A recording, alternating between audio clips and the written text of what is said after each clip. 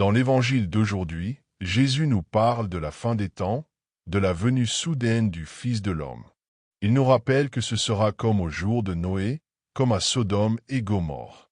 Cet avertissement apparaît aussi chez Matthieu et Marc, mais il y a quelque chose que seul Luc rapporte, une phrase unique, forte, directe, et c'est sur elle que nous voulons réfléchir aujourd'hui. Souvenez-vous de la femme de l'eau. Mais qui était la femme de l'eau? Dans le livre de la Genèse, Dieu annonce qu'il détruira Sodome et Gomorrhe parce que les péchés de cette ville criaient vers le ciel. Abraham intercède, demande à Dieu d'épargner la ville, mais même 10 justes ne sont pas trouvés. Alors Dieu envoie des anges avertir Lot qu'il doit quitter la ville avec sa femme et ses filles. Cependant, il y avait un avertissement clair. Sors de la ville, mais ne regarde pas en arrière.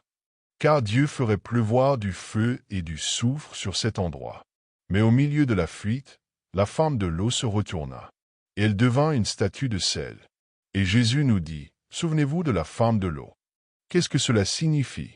Cela signifie que la vie spirituelle exige mouvement, direction, un regard ferme, non pas vers le passé, mais vers le haut.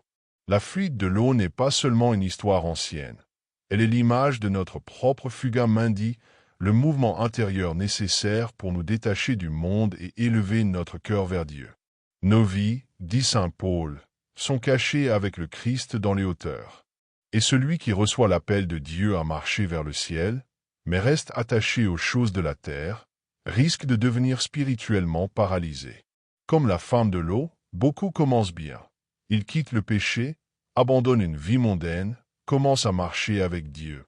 Mais en chemin, la nostalgie du monde revient, la tentation réapparaît, les oignons d'Égypte appellent de nouveau. Et au lieu d'avancer, la personne regarde en arrière. Et celui qui regarde en arrière perd la direction, perd le sens, perd l'essentiel. Ainsi aussi Marthe, agitée et dispersée par beaucoup de choses, tandis que Marie a trouvé l'unique nécessaire. La femme de l'eau représente le cœur divisé, attaché au monde, incapable de s'élever, incapable d'avancer, comme un chien qui tourne en rond en poursuivant sa queue.